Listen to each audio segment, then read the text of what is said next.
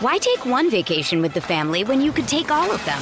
With Royal Caribbean, you don't just go to the beach. You visit a private island and race down the tallest water slide in North America. You don't just go for a road trip. You ATV and zip line through the jungle. You don't just go somewhere new. You rappel down waterfalls and discover ancient temples. Because this isn't just any vacation. This is all the vacations. Come seek the Royal Caribbean. Ships Registry, Bahamas. This episode is brought to you by Pepsi Wild Cherry. Pepsi Wild Cherry is bursting with delicious cherry flavor and a sweet, crisp taste that gives you more to go wild for.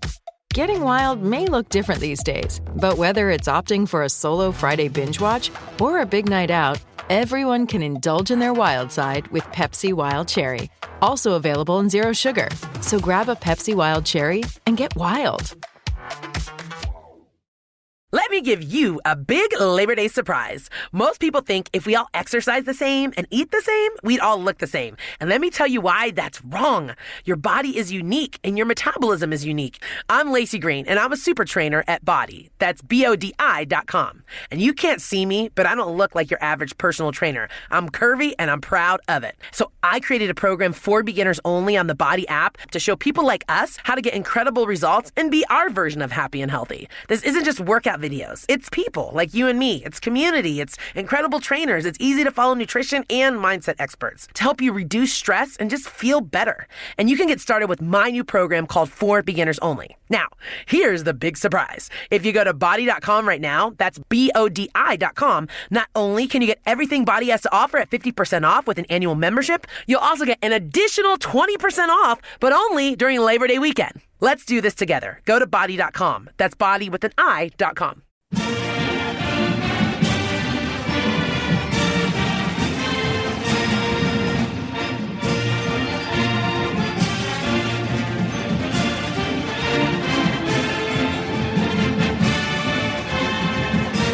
Hello, Duke fans, and welcome to episode number 530 of the Duke Basketball Roundup. It is Sunday, August 13th, 2023. We are in the middle of August. Football season is around the corner, but of course we have some basketball news to discuss, and I guess football in the form of conference realignment, which was kind of crazy over the last couple of weeks. First off, introductions, in case you don't know who we are. I am Donald Wine. I am your host for this episode. Jason Evans could not be here with us. I just got back from the Women's World Cup in Australia and New Zealand, and as I came back, Jason loved me so much that he left on his own vacation. He is on a cruise in Norway and Iceland. If any of you have been on a cruise before, you know that Wi-Fi is pretty much non-existent when you're on those. Also, he's in Norway and Iceland. He should be focused on that. But I do have my good friend Sam Klein here with me. Sam, good morning. How are you?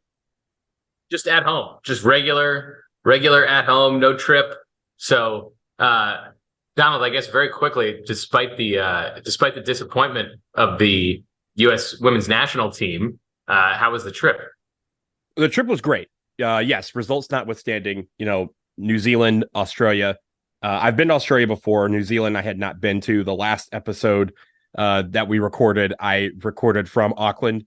Just a fascinating place. The people were great. Everything about the trip was terrific, with the exception of the results on the field. Obviously, the World Cup is still going on, so my sleep schedule has not quite returned to normal because these games are in the middle of the night here in the United States, and I have been either going to bed early or just taking a quick nap at night just so I can wake up to watch the rest of these games.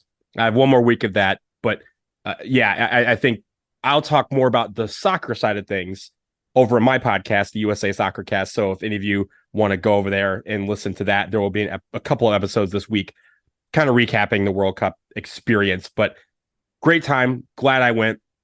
But I'm back and glad to be discussing Duke basketball with you, Sam. But Sam, while we were gone, obviously the viewers can't see this, but we've talked about your moving situation. You are in some new digs. How are they so far? How's the movement treating you? Totally fine. Still in Cambridge, but yeah, new apartment, most of the same stuff. Just been a weird time, but I'm good. I'm ready to talk. I'm ready to talk. Recruiting and conference realignment, like all the sort of on the court stuff that we love to do in August. Yeah, well, you know what? We'll talk about conference realignment after the break. Obviously, while I was gone, a lot happened there. But we want to get into recruiting because there was a couple of recruiting notes that happened just in the last couple of days that I think Duke fans are interested in discussing. The first one, last night, as we record on Sunday, August 13th, last night, Flory Badunga, who was recruited by Duke, opted to not go to Duke. He's instead going to Kansas. He was also considering Auburn and Michigan in addition to Duke and Kansas. But I think in the last few days, we had heard that Flory Badunga was very interested in coming to Duke, but that there was a lot of other factors in the name of name, image, and likeness that maybe steered him towards Kansas. But Sam, I want you to comment on Flory Badunga, who, again, goes to PVI. So he's a teammate of Darren Harris, who has committed to Duke, but he will not be joining his teammate in Durham. Your thoughts on Flory Badunga going to Kansas? Well, the most interesting thing about this, I feel like, was right before he committed to Kansas, there was all this chatter that he was actually going to be going to Auburn because Auburn was apparently throwing or some Auburn boosters at least were going to throw a large bag at him. And then he changed his mind and is going to Kansas instead. We told you that he was a really interesting prospect for Duke. He's one of the most highly rated players in the 2024 class, the class that are rising seniors right now. And on the one hand, would be, great news if Flory Badunga had changed his mind or had decided that he wanted to be in Durham. But there are a few possibilities for reasons why he might not be coming, not the least of which is, Kansas is a great program. Auburn has sent a lot of guys to the NBA recently. Like it's not like he had a shortage of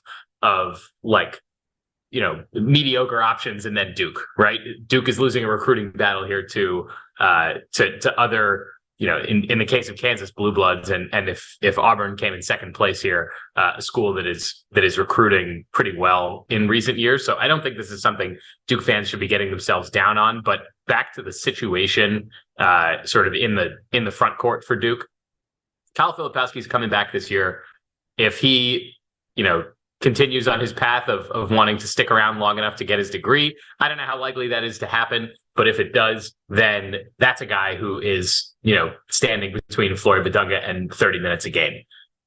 Cooper Flagg, who I know we're going to talk about soon, might be an option for Duke as well in the front court. I don't think that he and Badunga play exactly the same position, but another guy to be tussling with. Sean Stewart is already on the roster. So there are lots of places where you could see Flory Badunga looking at this lineup, looking at himself as a one and done prospect and thinking maybe there aren't 25 or 30 minutes a game on this squad, or maybe they're not guaranteed for me. That being said, it's interesting that he chose Kansas because by all reports, Hunter Dickinson is planning to take both of his additional years of eligibility there. So we'll see how that works out for Flory Badunga. I'm a little disappointed because obviously any top five guy that's interested in Duke is someone that I want to see in Durham, but I don't think this is a dire situation. And frankly, Duke's been doing so well in the recruiting trail in the last couple of years that maybe a little bit of humbling isn't so bad for John Shire and his staff. Yeah, you can't win them all. We'd love to win them all, but you just can't. You can't win all the recruiting battles. But also, Sam, you were talking about some of the, I guess, the logjam that we have at the 4 and the 5 and the positions that Flory Badunga would play. You mentioned Sean Stewart being around Kyle Filipowski if he decides to stay for his junior season. We at this point, we don't think that's likely, but it's obviously possible.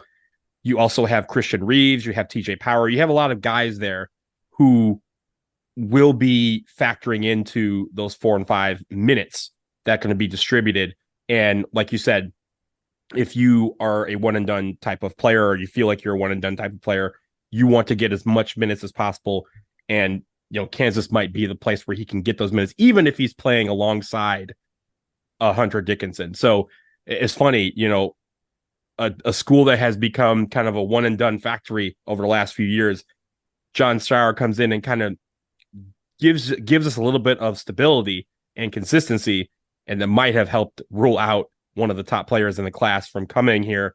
And in addition to a lot of other factors, but yes, Flory Badunga, I agree with you. It would have been great to have him on the squad, but he's not going to be someone where we're going to be scrambling There's obviously a lot of other center prospects out there. I know Patrick Ngongba was someone that we kind of looked at earlier. It sounds like we are cooling on him as well. And maybe it just may be where the recruiting that Jon Scheyer and this coaching staff is going to do is to keep some of these guys on the current team in Durham for another year. And that might be the recruiting that they are going to be doing over the next 12 months. So let's move on. You mentioned one other guy that made some news over the last couple of days, and that's Cooper Flagg. Cooper Flagg, who was the number 2 player in the class of 2025, has now reclassified. He is reclassified to the class of 2024, which is this senior class.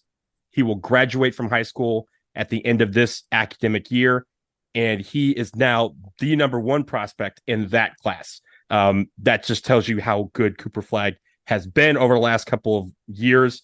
You know, we've talked about him a lot on this show.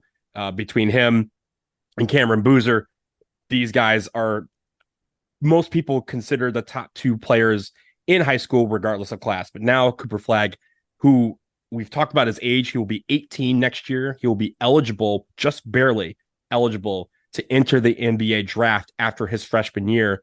And by all accounts, he will be the number 1 pick in that draft should he decide to come out. But this might be the big one right here. And this also might be a little bit of a reason why Badunga decided to go elsewhere. Sam, we've talked about this. We expected this to happen, but now that it has happened, what needs to happen now for Duke to land Cooper Flagg? Well, and we'll give Jason credit in absentia for, I think, being the first one, at least on this show, to mention the possibility that Cooper Flagg was going to reclassify. I don't think he generated that himself. I know that's been kind of a background discussion in recruiting circles for over a year now, just given Cooper Flagg's age and his ability. And like you said, Donald, the general consensus that whether it's him or Cameron Boozer, those 2 have been the best players in high school over the last year, at least since the 2022 class were in high school. So big news that Flagg has decided officially to reclassify. So he's now entering his senior year. And it means that, we were talking about Flagg in relation to the Boozer twins and the possibility that all 3 might end up at Duke. I think that the natural conclusion that you reach, if you think that Duke is in good position for all of those guys, is that this reclassification makes it more likely that Duke is able to land all 3 of them. I did talk before when we were discussing Flory Badunga, how there is, you could see there being a bit of a logjam for a guy like Cooper Flagg. The difference is that Cooper Flagg is the consensus best player in the class now. And whether it's Sean Stewart or Kyle Filipowski or TJ Power or name your, big wing / front court Blue Devils, Cooper Flagg very possibly is beating all of them out for minutes. He's a starter from day one, no doubt, at Duke or at any school that he goes to. So whatever program lands him is going to find minutes, and other guys in the rotation may suffer from that. But I think that is somewhat the price you pay for getting a kid who is this talented. I don't think there were any initial indications that this reclassification sort of changes the schools that he's looking at, or his announcement timeline. Hopefully we see him commit, whether it's to Duke or elsewhere. Hopefully we see him commit sooner than later, so that we can either continue getting excited about him or move on. But the indications, at least in the early goings here, are that he has strong interest in Duke. I know that he was on campus a couple of weeks ago to visit Jon Scheyer and the staff there. So all signs good on the Cooper Flagg front, and I'll be very excited if Duke is able to land him. It would be phenomenal. This dude is the real deal. He is phenomenal to watch. Watching him, several games on TV. This kid is everywhere. He's on offense. He's on defense. He's only 6'8", 6'9". He's not like a 7-footer that we're talking about here, but plays like one. And I think that's the big deal, is that he can play. He can play at small forward. He can play at the 4. He can play at the 5. And he's going to disrespect everybody that he comes up against. That's the type of player we're talking about. So yeah, I'm with you. I think this timeline probably accelerates when he does make his announcement. I don't think he reclassifies now just to wait until the spring circuit to make his decision. I think he makes a decision early and basically works with that school to create a timeline where he can graduate on time, or at least early, and be able to get on campus for those summer workouts, which are so vital. We've talked about how the team is gelling over the summer with everybody being in Durham for workouts.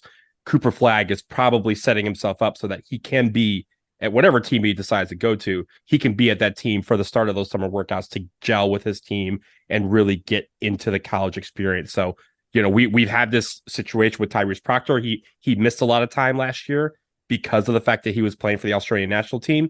I think this time around, him, being able to reclassify this early means he's on a path where he wants to graduate early. He's set with everything, and that he can start his obligations with college very, very soon. And I mentioned the positional logjam. Duke is in this embarrassment of riches situation this year where a couple guys who we thought might be going to the NBA are coming back. 4 guys, really, if you think about like any possibilities they were going to leave, Duke's got 4 more guys on the roster this year than or 4 like elite guys they didn't think they were going to have in the aforementioned Filipowski and Proctor, in addition to Mark Mitchell and Jeremy Roach. So we will see if that trend at all continues next year. I talked about Sean Stewart already. Mark Mitchell, of course, is another one who would notionally be competing with Cooper Flagg for those, big wing / front court minutes. So this commitment would sort of create a little bit more of a sense of urgency, I think, from some of the guys on the roster about, performing or then potentially thinking about transferring. But it's too early to get there. Cooper Flagg is not committed yet. We don't know what's going to happen. So I will just continue to be excited for the possibility. And, obviously not forgetting that there's a whole season between now and when he shows up in college. A great problem to have is to have to be able to play Tetris with minutes because you have a player of that magnitude. So we hope that happens and that this coaching staff has that problem of having to figure out where to put all these guys and how many minutes to play each. It's a great problem to have, but we will leave it there. Let's take a break. On the other side of the break, we're going to talk conference realignment. A lot has happened over the last couple of weeks. We will discuss it all after this.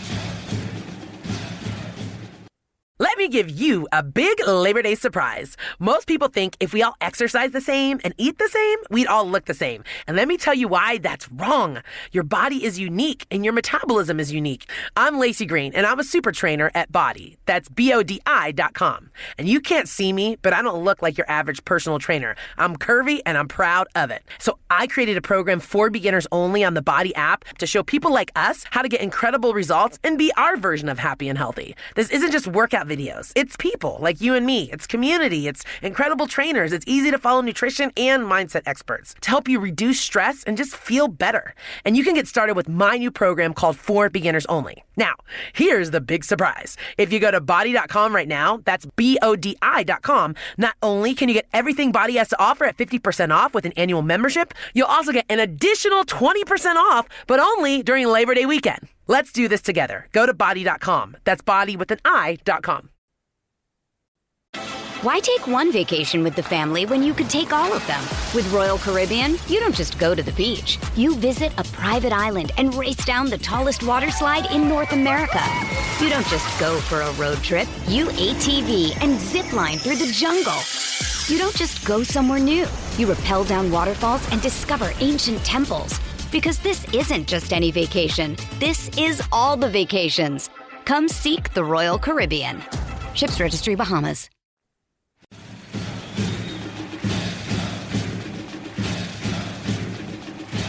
All right, y'all, we are back, and it's time to discuss everything that has happened in the form of conference realignment over the last couple of weeks.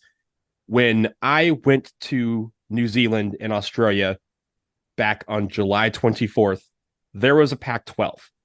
Now it's a Pac-4. And in spite of everything else, the Big Ten has expanded. The Big 12 has expanded. The Pac-12 is now, again, the Pac-4. They may be the Pac-West. There's a lot that's happening right now, but we want to talk about it, not just in terms of the whole conference landscape, but really focusing in on the ACC. The ACC has also had some things that have happened over the last couple of weeks. First off, FSU kind of gave an ultimatum of sorts, or I guess like at least a public condemnation of the grant of rights deal that they all signed that has been kind of the bane of the conference's existence over the last couple of years. They have kind of said, we're looking to try and leave, but we can't because we're trying to figure out how to get out of this grant of rights thing. Also, because of the ACC trying to keep up with the Joneses, so to speak, we've heard reports over the last week or so that they have talked to 3 schools, at least had initial conversations about 3 schools potentially joining the ACC. Those 3 schools are Cal, Stanford, and SMU. Sam, first of all, you've been here. I've been abroad. It's hard to kind of keep up with the Pac-12 disappearing literally overnight. But bring us up to speed on what this landscape looks like right now and what it means for the ACC and really what it means for Duke. Well, it really laid bare the value of certain programs over other programs when it comes to how conference realignment shakes out. And it's sort of funny that, these conferences that we talk about, some of them have geographic distinctions right in their names, and some of them are just sort of known that way. Like the Big Ten is a Midwestern conference. The ACC is an East Coast conference, and really used to be like just a Southeast Coast conference before it expanded north. The SEC by name is the Southeastern Conference. The Pac-12 by name is the conference in the West Coast. Increasingly, though, these conferences are more being aligned by the level of interest in their football programs, and you can see very clearly the way that the Big Ten and the SEC targeted these schools and their markets, and that they're looking at Stanford and Cal, who both have certainly like moments of glory in their football past, but not recent enough to be driving big eyeballs. They look at Stanford and see a litany of successful Olympic sports that frankly don't bring in any money. They're really just being funded from, either from their Pac-12 proceeds or from other donations to the school. And the Big Ten and the SEC are collectively saying, the valuable properties are, and they are just properties to them. I don't know that there's more cultural alignment between the Big Ten and Washington and Oregon than there is between the Big Ten and potentially, Berkeley and Stanford, right? They already brought in USC and UCLA. They're saying, what are the best opportunities for us to get more TV eyeballs? It's Oregon, it's Washington, 2 teams that have actually played in the college football playoff. Not super recently, but both of them have, or at least played in BCS championship games, programs that have been nationally relevant, especially more so than Stanford and Cal have over the last 10 years since Stanford lost Jim Harbaugh to the NFL. Is really the last time either of these programs was really keen and nationally relevant. And then the same thing, maybe to a lesser extent, but the Big 12 beefing up the conference after losing Texas and Oklahoma by taking Colorado and Utah and then Arizona and Arizona State. Not exactly the same profile nationally in terms of football, except for Utah among that group. But for the most part, the somewhat competitive programs. Maybe you give CU a bump for being in a good market rather than being in a good program. But this is how these schools are being evaluated now, and it's interesting to me that in particular Stanford is being left out of the carousel here, at least in the recent iteration. Maybe that's because Cal Berkeley is such a bad program to add, given the state of its finances and the state of its football program, that you sort of, if you assume that all these Pac-12 teams come in pairs, that you don't really want Berkeley and you really just want Stanford, and that the Washington and Oregon schools have broken up the traditional pairings of Washington and Washington State, as well as Oregon and Oregon State. But all of that is sort of outside of where we are with Duke, because the chatter around, post the Pac-12 falling apart and now currently being a Pac-4, a conference that cannot continue to exist, at least as far as NCAA tournament eligibility is concerned. So there's a lot. There, it seems like there are a lot of options for these remaining schools in terms of adding other teams, maybe going to other conferences where they're going to have much lighter TV payouts, but they'll still be able to compete in Division I conferences like the Mountain West, where they'll get small payouts, but they'll still be in a competitive league.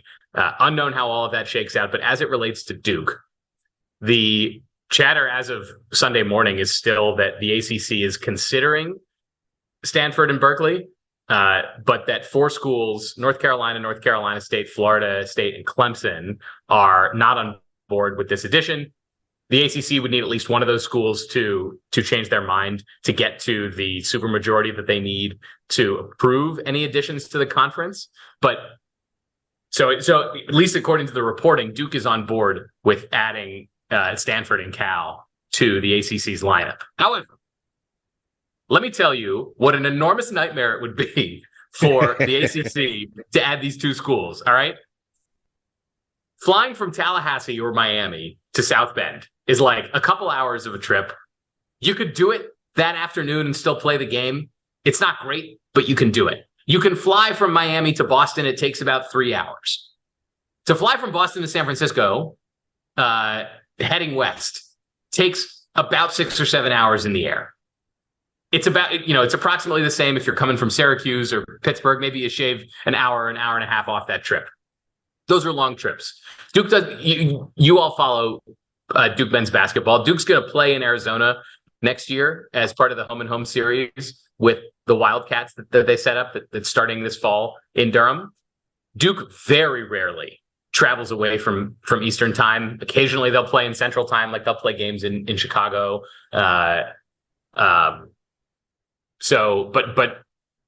Coach K has long avoided scheduling on the West Coast. John Shire, except for this one Arizona game, this one off game, which I'm sure they're going to plan, days of rest around. Doesn't do this very and they have often. a year to plan it. Yeah, and so they are going to clear the schedule for this thing. I doubt that Duke is playing in Durham, and then 2 days later they're playing in Tucson. Having all these games in the San Francisco Bay Area would be a nightmare for the ACC schools scheduling this. And I don't care what people from the Big Ten say about adding Washington and Oregon and UCLA and USC. It is going to stink to be every team that's at Penn State or Rutgers or Maryland or Ohio State or Michigan, any of those that's not the football team that only plays once a week, being on the baseball team or the volleyball team or the soccer team or the lacrosse team. I don't know if they play lacrosse on the West Coast. I don't think they do. But being any of those athletes that's playing games multiple times a week, and having to travel and basketball is in that group, is going to be a nightmare. The players are going to hate it. Maybe it'll be cool because they'll get to go to more places, but I do not see this being a great outcome for the players. And I honestly don't know, I guess it's just a financial thing for the athletic department and feeling jealous that these other conferences have, are getting Rutgers is getting more money from their TV deal than Duke is. And so that makes us feel like, oh, well, shouldn't Duke be getting more? But man, I can't imagine being the student athletes who have to do that much extra travel. And sure, they would figure out how to bundle the games together the way that the Pac-12 is traditionally done, where, the teams travel in pairs to each other, because even all being on the West Coast, they're still much more spread out than like everyone in the SEC is. But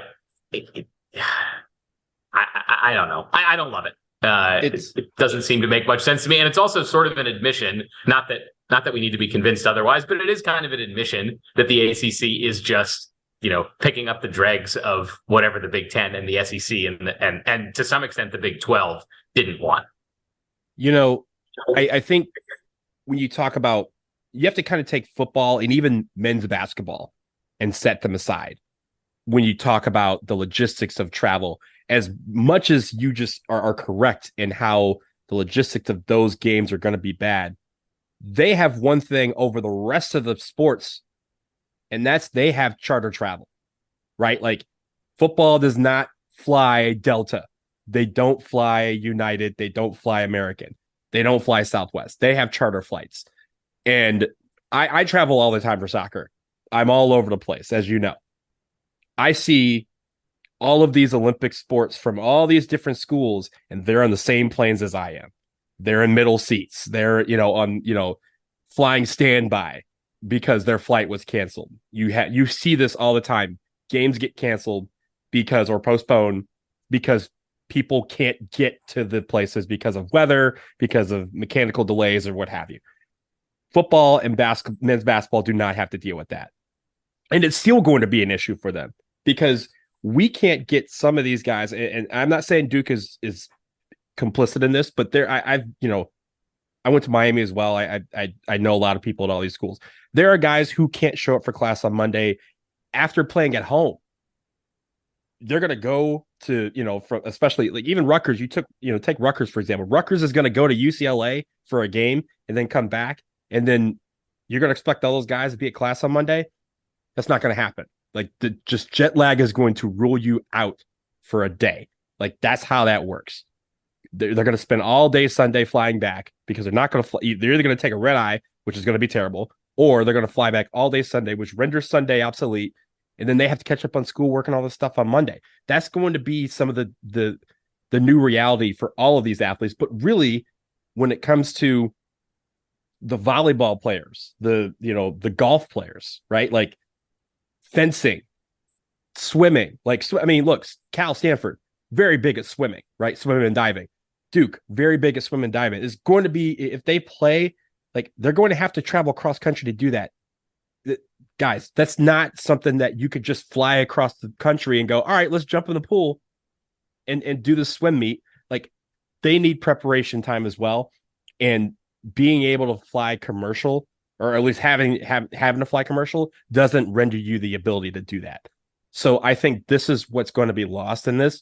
Yeah, sure, the money might be there for some of these teams and some of these schools, but the logistics are going to be a nightmare, and that's going to really strain some of these departments to the point where you have to consider, was it Stanford that even had to eliminate some schools or some sports recently? We talked about Maryland having to eliminate so many of those Olympic sports that they had because they were spending so many resources on football, and that's not including adding the West Coast schools that they just added in the Big Ten. This is going to that's for Maryland to get their butts kicked in every big game they play. In every sport. Yeah, like this is going to really endanger some of those non-revenue sports. And ladies and gentlemen, that includes women's basketball for some of these schools, because for some of these schools, again, women's basketball, they fly commercial. They don't fly charter. Like they have to stay in airports. There's not a big gate revenue for women's basketball in a lot of these schools unless they have sort of an established like even Duke, which has a consistently not top 5 but like consistently top 10, top 15-ish type women's basketball program. It's still like Cameron Indoor is not full for women's basketball games. People are showing up. People are paying for tickets. I'm not sure that women's basketball is like paying for its own program. Like even women's basketball at Duke and at some of these other prominent women's basketball schools has to dip into the revenue that's coming in from the football contracts to keep things going. Right. I think there's maybe a couple of programs on the women's side that make money, right? It's probably UConn, maybe South Carolina, maybe Tennessee. Maybe. That's about it. And so for a lot of these schools, and then again, some of those teams still have to fly commercial. Like I've seen Tennessee's team struggling into middle seats and maybe an exit row, but they're not flying first class and they're not flying charter to some of these games. And I think that's where a lot of people are going to miss the boat, because I think all the glitz and glamour about the money and having these guys on TV for football is going to make it where some of these programs are endangered. And I think that's going to be the real issue. I'll tell you something that it's cool for is that it's going to be fun to see more like Oregon, Ohio State football games, right? Like undoubtedly some of these football games are going to be great. It's going to be more fun seeing them. It's going to be tough on NCAA tournament seeding as these conferences get bigger and the big guys get farther away from the middle guys to distinguish between middling to low level major conference teams against top mid-major teams. That's going to be frustrating. Not something Duke's going to have to deal with unless the ACC gets downgraded. And then we've talked before about how there's always a possibility that the end state of this is that the SEC and the Big Ten are the only conferences left, or at least the only major conferences left. Like the Mountain West Conference exists. It has great football and men's basketball programs. rarely do those programs actually compete for national titles. Same thing in the American and whatever happens now to the Pac-12.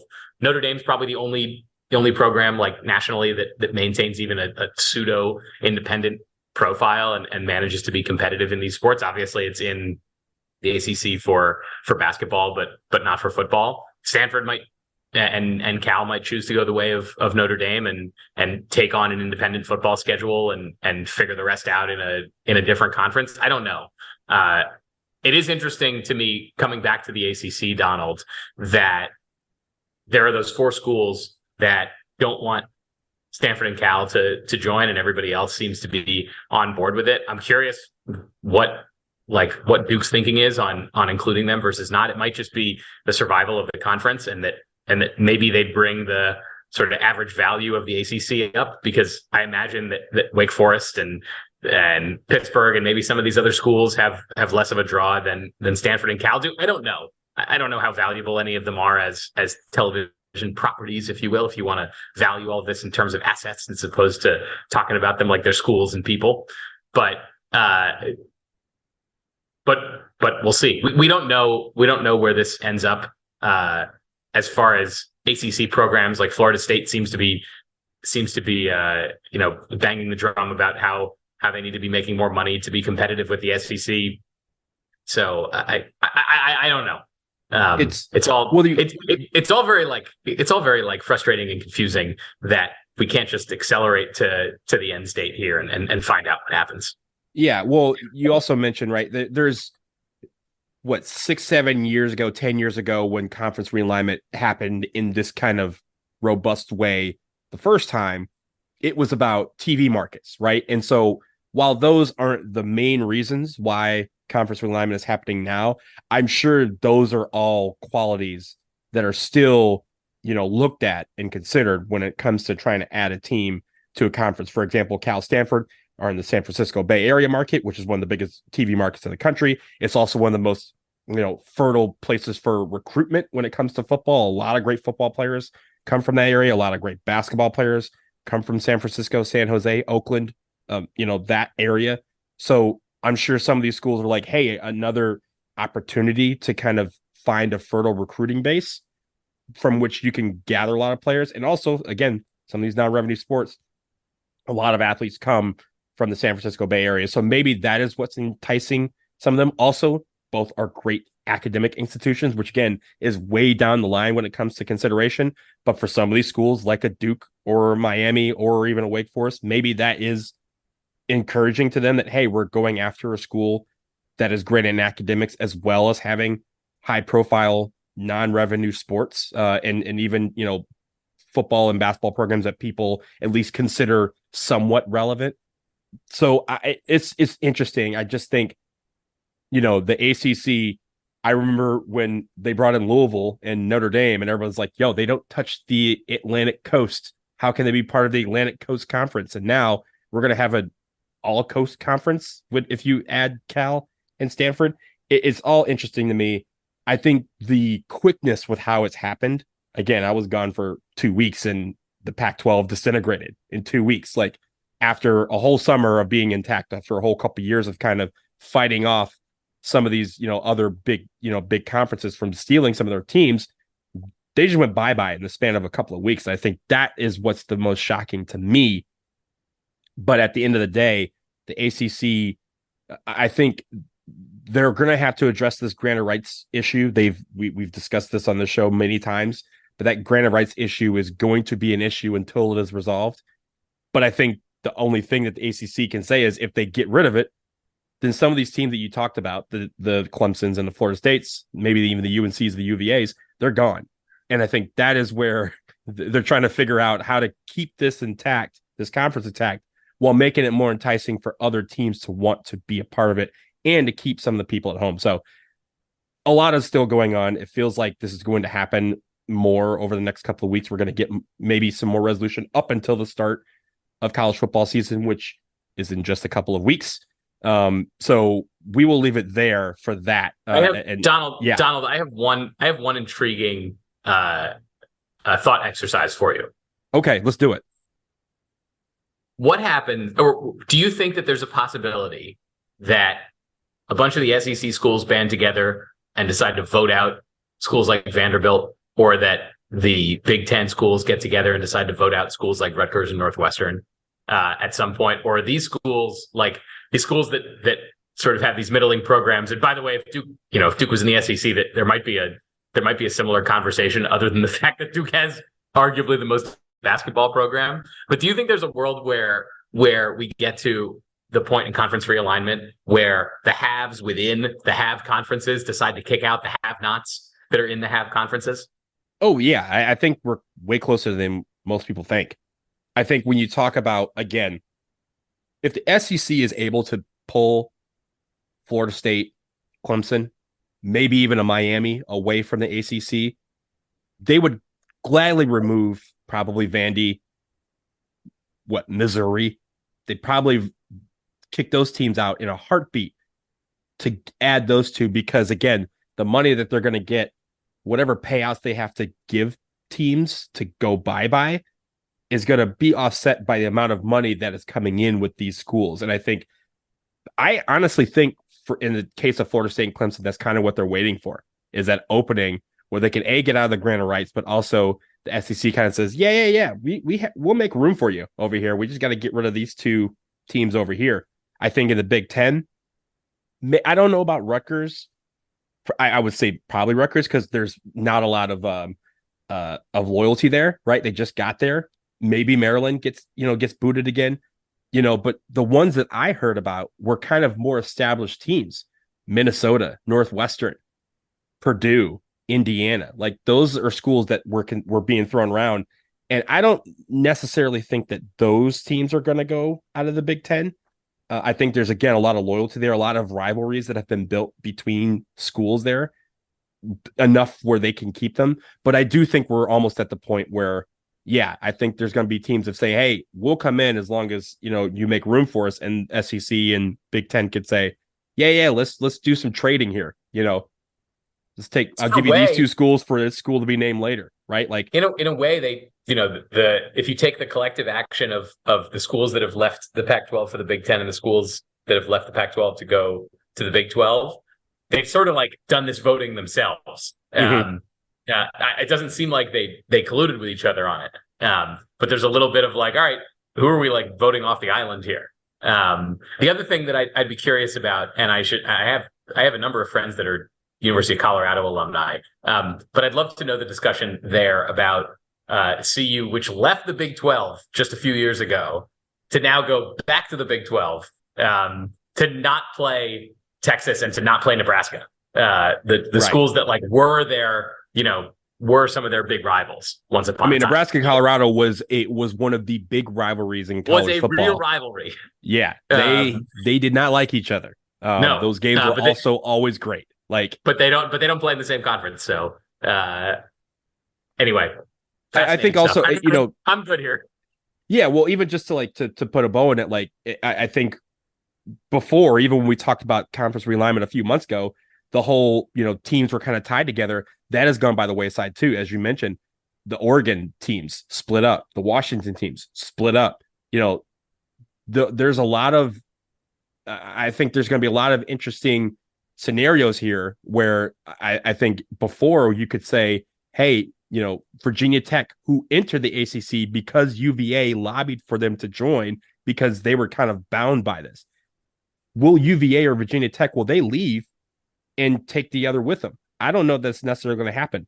NC State and UNC have always been considered to be banded together by the legislature.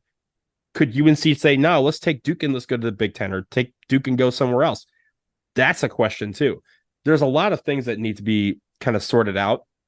But at the end of the day, right now we're in the middle of chaos, and we just need to have chaos kind of subside before we kind of see what has transpired and how college football and the rest of college sports go from there. So let's leave it there. We will end it here on episode 530 of the Duke Basketball Roundup. Again, Sam, thank you for joining me. For Jason in absentia, we'll see you soon. We're going to probably take a week or two off, just so Jason can get back from Norway and Iceland, where he's having his great vacation. We have a lot of things coming up. Remember, we have a bunch of affiliate links that you can use to also help save money, and you can support this show. Fanatics, Home Field apparel. You guys can get 15% off at Home Field using DBR podcast on that code. A lot of stuff that they have released in anticipation of the upcoming football season and basketball season. So go check it out. Great Duke stuff. Other schools, if you want to support them as well. And they also even have some cool stuff that are just blanks. If you just like wearing blank t-shirts, they have a blank Duke blue t-shirt that you can wear out in the open for everyone to see. So go buy Home Field, go buy Fanatics, use our affiliate link, linktree.com/DBR podcast. You can find that. But for Sam and for Jason Abstention, I am Donald. This is episode 530. And now it is time for the Duke band to play us out and take us home.